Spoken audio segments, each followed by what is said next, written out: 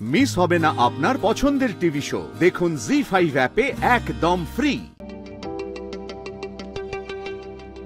Brilliant brilliant. বসো বসো। না না স্যার। আরে বসো।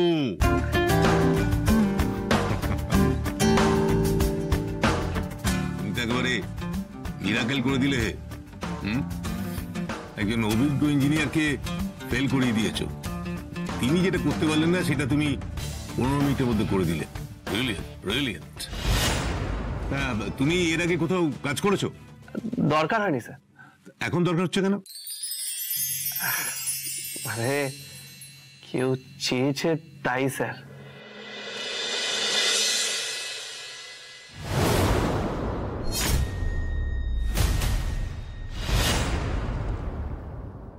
বলছি যে কাজে ফাঁকি দেবে না তো? না স্যার, এই কাজে ফাঁকি দেওয়া, কাস্টমারদের ঠকানো, এইসব আমি করতে পারি না স্যার। তা কবে থেকে কাজে জয়েন করবে? ভেবেছিলাম চলে যাব, কিন্তু এরকম করলে শ্রী আবার কষ্ট পাবে, আবার ভুল বোঝাবুঝি হবে। তার চেয়ে রাজি হয়ে যাই। আরে কি এত ভাবছো? এই কোম্পানিতে কাজ পাওয়া মুখের কথা নয়। মানে স্যার, আমার কি চাকরিটা হয়ে গেছে? হ্যাঁ হয়ে গেছে, তুমি এখানে জয়েন করবে। কি বলছেন স্যার? সত্যি সত্যি আমি এত বড় একটা অফিসে কাজ করব? দেখো, আমি তোমার থেকে বয়সে অনেকটা বড়, আমার মানুষ চিনতে ভুল হয় না।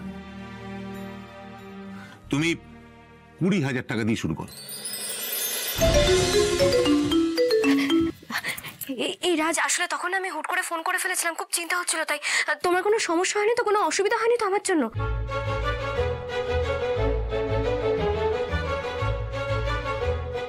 শ্রী, তোমাকে কি যে বলবো, এমন হবে আমি জানতাম। এই জন্যই তো তোমাকে আমি বলেছিলাম এসব চাকরি বাকরি আমি করবো না। মানে চাকরিটা আমার লাকটাই খারাপ শ্রী। আমি যা চাই তাই কি আমার ভাগ্যে লেখা থাকে?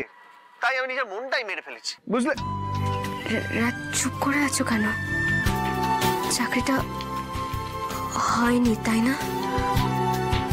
এই একদম মন খারাপ করবে না। আরে বাবা, এই কলকাতা শহরে শুধু একটাই বড় কোম্পানি নাকি? আরো কত বড় বড় কোম্পানি আছে।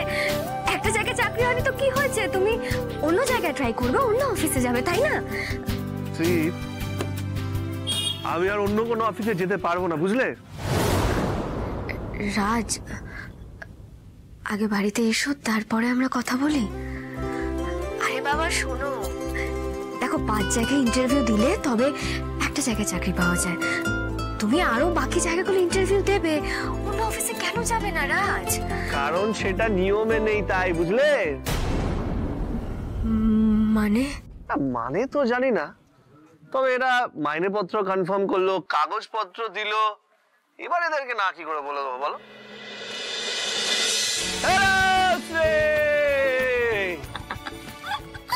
কংগ্রাচুলেশন রাজ।